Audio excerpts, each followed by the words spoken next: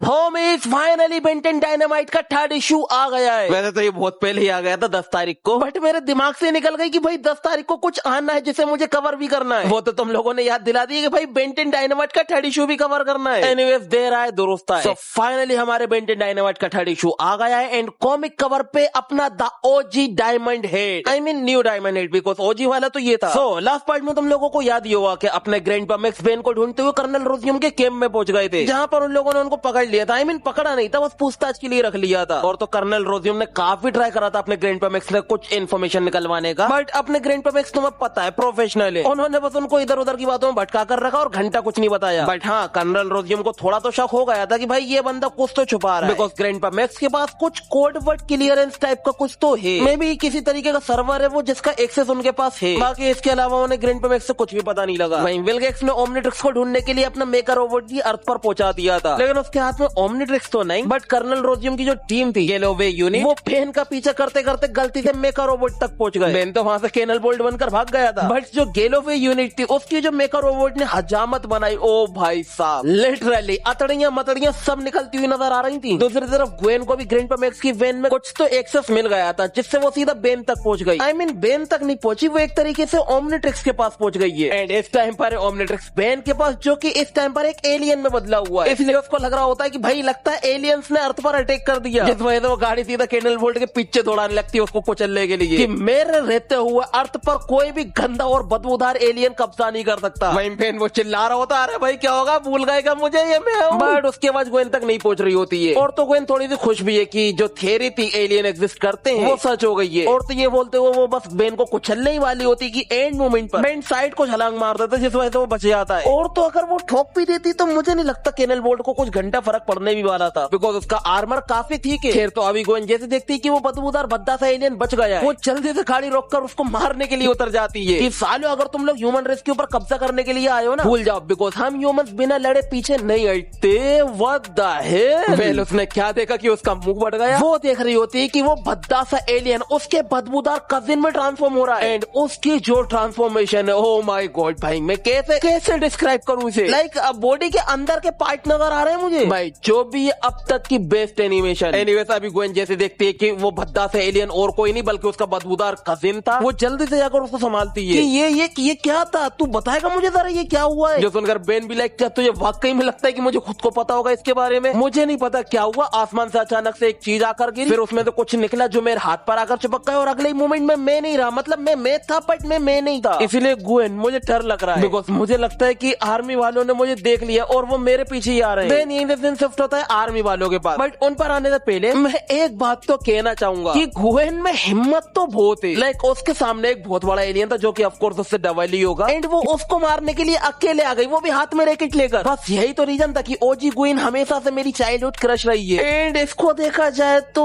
Yummy तो है।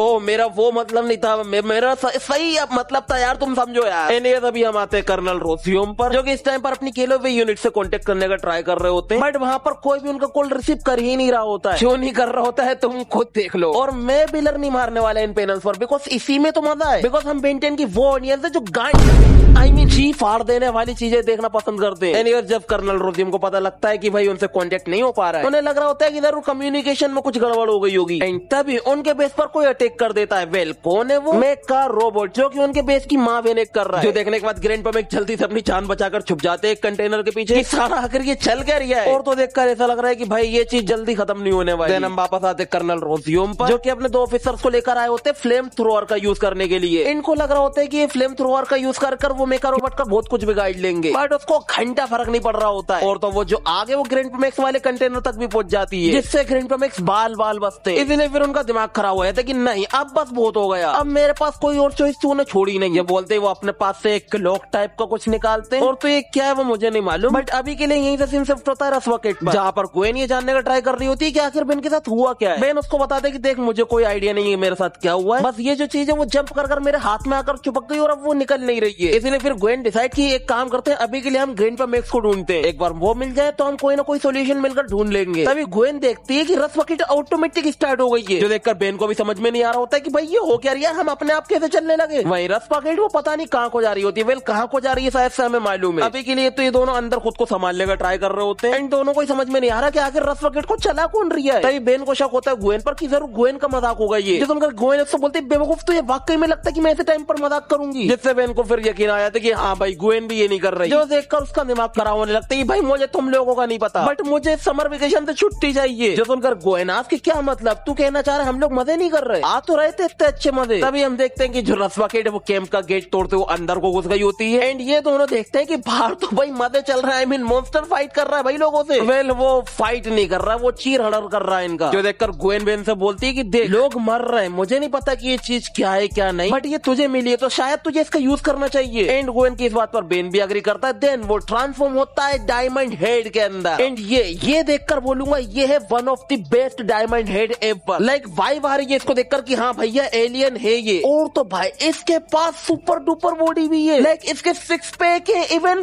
Biceps तो देखो भाई फोरआर्म से ज्यादा मोटे लग रहे हैं। और इसकी जो ओमनिट्रिक्स है ना वो पेंट पे है। लाइक बेल्ट का जो लॉक होता है ना उस पे बनी हुई है इसकी ओमनिट्रिक्स, जो कि काफी सेंस भी बना रही है एक तरीके से। एनीवे सब मुझे लग रहा है कि तुम लोगों को ये लग रहा होगा कि यार ये तो पूरा क्लासिक की तरह जा रहा है। अब डायमंड हेड आया है तो मेका रोबोट को तो उसी ने मारा था क्लासिक के अंदर, इसके अंदर भी वही मारेगा, भले थोड़ी मेहनत कर मारेगा, बस मारेगा तो यही। बट ना, ये बिल्कुल अलग सीरीज है। लाइक कितनी अलग है ये तुम्हें देखकर पता चलेगा। इवन अभी थोड़ी देर में पता चल जाएगा तुम्हें। अभी के लिए बेन डायमंड हेड बनते ही सीधा मेका रोबोट पे कूद पड़ता है। एंड जैसे ही मेका रोबोट डायमंड हेड को देखता है वो बोलता है क्या बकवास है पेट्रोस्पियन, वो भी इस बेकार से पत्थर पर। मैं समझ गया, तूने जरूर मेरे बारे में कहानियां सुनी होंगी। The cosmic legend of crab, ये खुद की बात कर रहा है। क्राब असल में इसी का नाम है। साला रोबोट तक लंबी लंबी फेंकने में पीछे नहीं हटते, हाथ धो रही है। एनीवेज आगे अपने लोंडे से बोलता है कि कोई बात नहीं, अगर तूने मेरी कहानियां सुनी है कोई दिक्कत नहीं, बट ये बात मैं तुझे दूसरों को नहीं बताने दूंगा, बिकॉज इसके लिए तुझे जिंदा ही नहीं छोड़ूंगा। ये बोलते हुए डायमंड हेड को दूर फेंक देता है। मतलब वाओ, अगर किसी बंदे ने इसकी कहानियां नहीं सुनी है तो ये उसको जिंदा ही नहीं छोड़ेगा कि भाई इस बंदे ने मेरी कहानी नहीं सुनी। और अगर ये बात किसी और को पता चल गई कि भाई इस बंदे ने क्राब की कहानी नहीं सुनी, द लेजेंड ऑफ क्राब की, फिर तो इज्जत ही मिट्टी में मिल जाएगी। तो भाई इस चक्कर में सामने वाले को ही मार देगा। मतलब देख रहे हो रोबोट की इज्जत कितनी मायने रखती है। साला बिल गेट्स का डोरेमोन है। एनीवेज आगे मेका रोबोट बोलता है कि साला सालों बीत गए, मैंने अपनी ताकत किसी पेट्रोस्पियन के अगेंस्ट यूज नहीं करी है, एंड फाइनली अब मैं कर पाऊंगा। तो आखिरकार ये घटिया सा प्लेनेट मेरे कुछ तो काम में आया। जो सुनकर बेन समझ जाता है कि ये बंदा एलियन है और अर्थ से तो बिल्कुल नहीं है। देन वो उठते साथ ही सीधा मेका रोबोट की छाती में छेद कर देता है कि वेलकम टू अर्थ, जिससे उसको कुछ खास फर्क पड़ता नहीं है, बल्कि ये अपने लोंडे का और मजाक उड़ाने लगता है कि तेरे पास पावर तो है बट डिसिप्लिन किसी ने नहीं सिखाया, और तो जो तेरी एनर्जी फ्रीक्वेंसी है वो भी काफी सिमिलर लग रही है मुझे। आई मीन फेमिलियर, यहाँ पर फेमिलियर लिखा है। एनीवे जो भी हो, अभी बेन इससे बोलता है बेटा तू यहाँ पर मेरी परमिशन के बिना आया है और ये मेरा घर है तो तुझे यहाँ से निकलना होगा पहली फुर्सत में। एंड ये बात ग्रैंडपा मैक्स भी सुन लेते और वो सुनते से ही समझ जाते कि ये बंदा कौन है। पता नहीं कैसे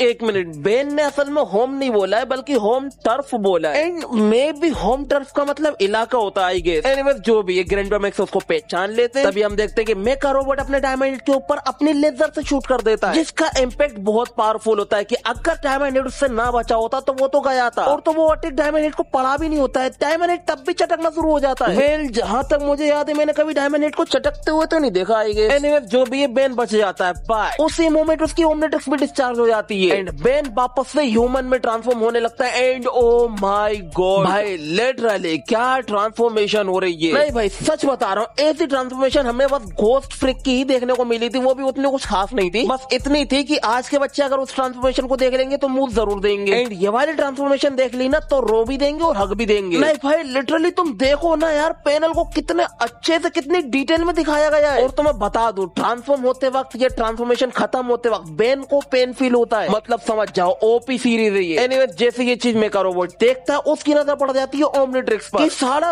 तू था जिसके पास ये चीज थी। क्या बात है भाई, ये बात तो मुझे कॉन्क्यूरर को बताना चाहिए, खुश हो जाएगा। विल गेट्स की बात कर रहा है। और तो ये देखकर बेन समझ जाता है कि उसकी मरने वाली है। एंड अगले मोमेंट पे मेकअप रोबोट वो कर भी देता है, वो उसके ऊपर अटैक करता है, बट एंड मोमेंट पर बेन उससे बच जाता है। हम गुएन को देखते हैं जिसने ओमनिट्रिक्स वाली बात सुन ली होती है, जिसके बाद शी भी लाइक क्या बात है भाई, मेरा बदबूदार कदन अब ओमनी गोड बेन बन गया है, बट अभी के लिए कुछ भी हो तुझे उससे दूर होना होगा। तभी वहाँ पर ग्रैंडपा मैक्स भी आ जाते हैं जो कि उससे बोलते हैं मेरे ख्याल से तेरे लिए एलियन कहना उससे ज्यादा सही रहेगा। वो बेन को ओमनी गोड बोल रही थी ना, इस चक्कर में ग्रैंडपा मैक्स ने उसको एलियन नाम पकड़ा दिया कि एलियन बोलो से। और अभी जैसे ही गुएन ग्रैंडपा मैक्स को देखते वो टूट पड़ती है उनके ऊपर कि आप देख रहे थे, इतनी देर से हम आपको ढूंढ रहे थे और एक सेकंड आपको कैसे पता वो एलियन है। जैसे सुनकर ग्रैंडपा मैक्स भी लाइक अरे शांत हो जा, अभी तो ये सब कुछ एक्सप्लेन करने का टाइम नहीं है, और वैसे भी तूने ऑलरेडी काफी कुछ देख लिया जो कि तुझे नहीं देखना चाहिए था। बट अभी के लिए हमें उस बंदे से डील करने के बारे में सोचना चाहिए कि उससे कैसे डील करें, एंड हमें सोचना होगा कि आखिर हम तेरे कजिन की कैसे हेल्प कर सकते हैं, इससे पहले बहुत देर हो जाए। हम वापस से आते हैं मेका रोबोट पर, जो कि इस टाइम पर अपनी अखियों से बेन को मारने वाला होता है। वहीं बेन भी रेडी हो गया होता मरने के लिए कि भाई ठीक है मार ले भाई, यही था जो मैं कर सकता था। बट तभी वो मेका रोबोट उसको अपनी अखियों से गोली मारे उससे पहले ग्रैंडपा मैक्स उसको सुपरसोनिक इलेक्ट्रोवेव से झटका दे देते हैं। एंड तभी बेन की नजर पड़ती है ओमनिट्रिक्स पर, और वो भी चार्ज हो गई होती है, जिसका मतलब हीरो टाइम। वेल अब वो किस में ट्रांसफॉर्म होने वाला है वो तुम्हें पता चलेगा, बट उससे पहले हम आते ग्वेन पर, जो कि अभी ग्रैंडपा मैक्स से पूछ रही होती कि ये आपने उसके साथ क्या किया है। ग्रैंडपा मैक्स उसको बताते ज्यादा कुछ नहीं, बस एक हाई फ्रीक्वेंसी पार्टिकल बस्ट का यूज करा ताकि उसके सिस्टम को थोड़े झटके लग जाए और बेन वहां से निकल पाए। तभी हम वापस आते क्रेप पर, जो कि इस टाइम पर अपने सिस्टम को रिबूट करने लगता है।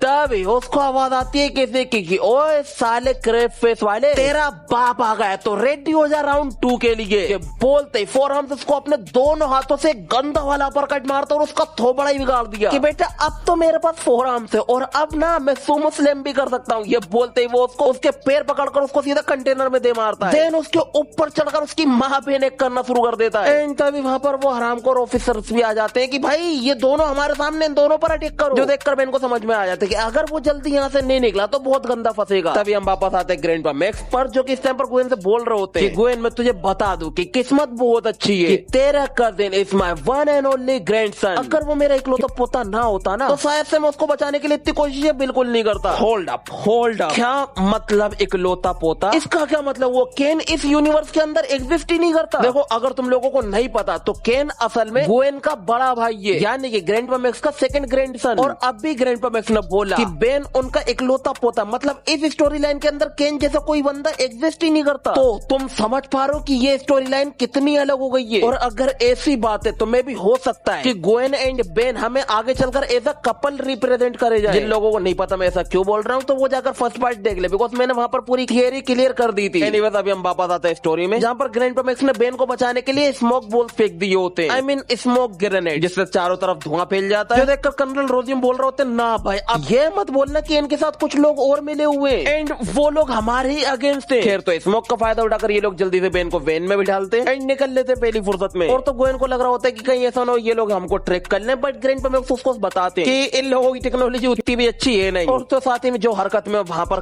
कर आया उसके बाद तो वो कभी भी हमें ट्रैक नहीं कर पाने वाले। जो सुनकर गोयन को काफी रिलीफ मिलता है कि फाइनली हम लोग बच गए। और अब पता लगाने के लिए बहुत टाइम पड़ा हुआ है कि आखिर यहाँ पर चल क्या रही है, क्यों है ना बेन, मैंने सही कहा ना। सुनकर बेन भी ले गए मुझे मत दे, तुम सबसे ज्यादा जिसको पड़ी है ना इस चीज की वो मेन्यू, ये बोलते ओमनिट्रिक्स फिर से डिस्चार्ज हो जाती है और वो ह्यूमन फॉर्म में आ जाता है। एंड यहाँ पर एक चीज तो हम समझ गए भाई, ये ओमनिट्रिक्स बहुत ही अजीब है, लाइक किस चीज से चार्ज होती है किसी को नहीं मालूम, बट बहुत ही फास्ट हो जाती है। एनीवेज अभी गोयन बोल रही होती है अरे यार ये समर वेकेशन बहुत ही अजीब होने वाला है मेरा। सुनकर ग्रैंडपा मैक्स से टेंशन मत ले गोयन, अभी तो बस गर्मियां शुरू हुई हैं एंड आई एम श्योर कि बहुत जल्द सब कुछ ठीक हो जाएगा। देन हम वापस आते कर्नल रोजियम के कैंप पे, जहाँ पर जो उनके सिस्टम होते हैं वो ऑफलाइन चले गए होते हैं। किसने किया? ऑफ कोर्स अपने ग्रैंडपा मैक्स ने। देखकर कर्नल रोजियम समझ जाते कि भाई ये लोग यहाँ पर पूरी प्रिपरेशन कर आए थे, और तो इससे उनको कुछ ज्यादा फर्क भी नहीं पड़ता बिकॉज उनके हाथ तो कुछ एक्स्ट्रा लग गया है। वो क्या है? मेका रोबोट। इसलिए फिर अपने लोगों से उसको वहाँ से बिल्कुल संभल कर लेकर जाने को बोलते हैं, बिकॉज ह्यूमन रेस को कुछ नया इन्वेस्टिगेट करने को मिला जो कि आगे चलकर उनके बहुत काम आने वाला है। देन यहीं से सीन शिफ्ट होता है विल गेट्स के स्पेसशिप पर, जो कि कहाँ पर है पता नहीं, बट क्राब के मरने की खबर उस तक पहुंच गई होती है। आई मीन इसे ये पता नहीं चला है कि क्राब मर गया है, इसे बस इतना पता चला है कि उसके सिग्नल वीक हो गए, जिस वजह से उसको ढूंढना मुश्किल हो रहा है। जिस वजह से ऑफ कोर्स उसको काफी गुस्सा आता है कि क्राब उसका वेपन लाने में फेल हो गया। उसे समझ में नहीं आ रहा होता कि भाई आखिर ऐसी कौन सी स्पीसीज है जिसने उससे फाइट करी होगी, वो भी ऐसे शख्स से जो कि इतना एनहेंस्ड है। इसीलिए विल गेट्स समझ जाता है कि भाई वो जिसको भी फेस कर रहा है वो कोई नॉर्मल स्पीसीज तो बिल्कुल नहीं है। इसीलिए विल गेट्स बोल रहा होता है शायद से उन्हें मेरे और कॉस्मिक के कानून के बारे में नहीं मालूम है, बट कोई ना बहुत जल्द वो भी सीख जाएंगे जैसे बाकी लोग सीखे थे। ये बोलते हम उसके एक रोबोट को देखते जो कि उसकी स्पेसशिप से